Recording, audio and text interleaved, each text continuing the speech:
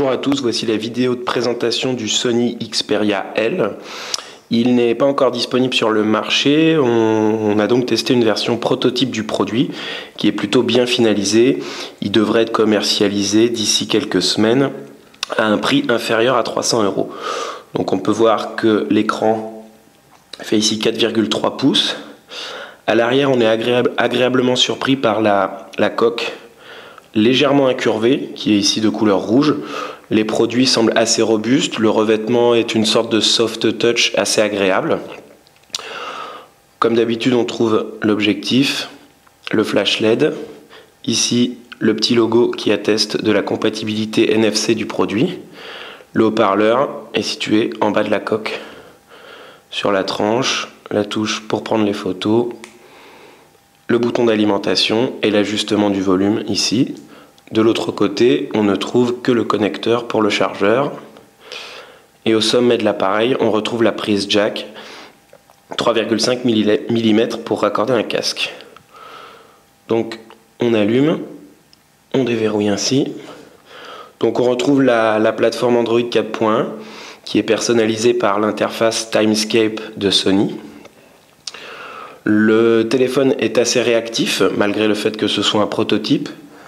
Le processeur intégré est un modèle double cœur cadencé à 1 GHz.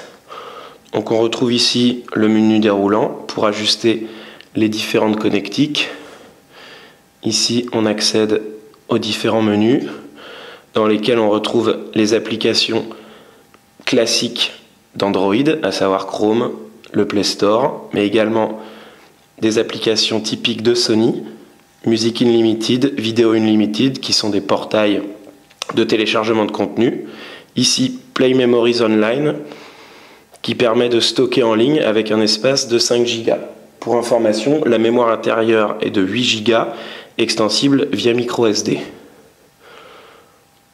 On apprécie particulièrement la touche d'accès direct à l'appareil photo avec un démarrage relativement rapide. Voilà, ça se lance assez rapidement. Ici en haut, on ajuste les différents modes. Ici, on a les réglages. Voilà. On va faire un petit test photo avec un sujet.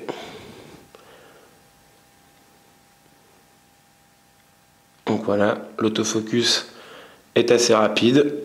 Les résultats sont plutôt corrects pour un portable, pour un mobile qui est un prototype et qui normalement devrait donc s'améliorer dans sa version finale. On revient au menu. Comme ceci, on déverrouille. On retrouve les trois icônes habituelles. L'icône maison pour revenir au menu. Pour la musique, l'interface Walkman est intégrée. Donc on voit qu'on peut trier ses morceaux par différents critères. Ici, on retrouve des réglages avec la fonction Audio Clair Plus ou des effets sonores. Donc là, un égaliseur totalement personnalisable.